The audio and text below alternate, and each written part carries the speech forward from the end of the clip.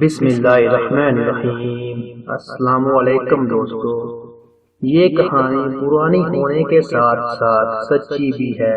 یہ بات مغلوں کے دور کی ہے۔ آخری مغل بادشاہ بہادر شاہ ظفر کا ایک ہاتھی تھا، نام تھا اس کا مولا بخش۔ یہ ہاتھی اپنے مالک کا بے حد وفادار تھا۔ ہاتھی خاصا برا تھا مگر تھا بہت صحت مند۔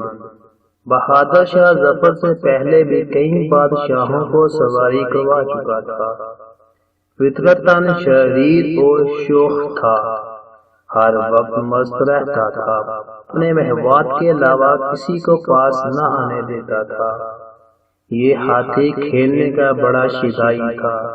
قلعے کے قریب بچے اس کے گرد اکٹھے ہو جاتے تھے اور مولا بخش ان کے ساتھ کھیلتا رہتا۔ پہلے بچے اسے کہتے کہ ایک ٹانگ اٹھاؤ، وہ اٹھا لیتا۔ بچے کہتے ایک منٹ پورا ہونے سے پہلے نہ رکھنا، وہ ایک منٹ تک ایسے ہی رہتا۔ پھر بچے کہتے منٹ پورا ہوا تو وہ ٹانگ نیچے رکھ دیتا۔ پھر وہ محسوس آواز نکالتا جس کا مطلب ہوتا کہ بچوں اب تمہاری باری آئی۔ چنانچہ بچے اپنی ٹانگ اٹھا لیتے۔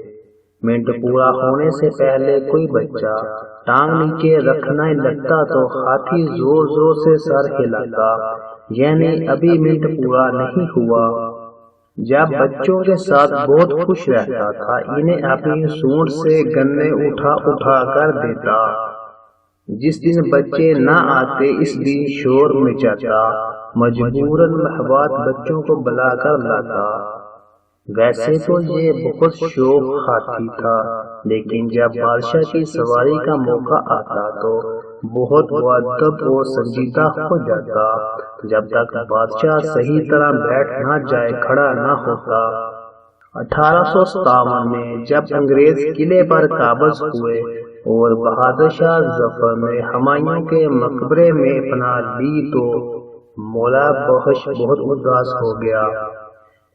بادشاہ سے بچھڑنے کا اسے اتنا غم ہوا تھا کہ اس نے کھانا پینا چھوڑ دیا۔ قلعے کے نئے انگریز انچارج سینڈرس کو یہ خبر ملی تو اس نے لڈو اور کھجوروں سے بڑے ٹوکرے منگوائے اور ہاتھی کے سامنے رکھے۔ ہاتھی نے اپنی سونڈ سے وہ تمام ٹوکرے اٹھا کر پھینک دیے۔ سینڈرس کو غصہ آ گیا، یہاں تو ہاتھی بھی باغی ہیں۔ اس نے ہاتھی کی نیلامی کا حکم دیا۔ ہاتھی کو بازار میں کھڑا کر دیا گیا مگر کوئی بھی بولی نہیں لگا رہا تھا۔ پھر ایک پنساری نے 250 روپے کی بولی لگائی اور ہاتھی اس کے ہاتھ نیلام کرنے کا فیصلہ ہوا۔ محبوبات نے یہ دیکھ کر کہا، مولا بخش، ہم دونوں نے بادشاہ کی بہت غلامی کر لی، اب تو تجھے ہلدی بیچنے والے کے دروازے پر جانا ہوگا۔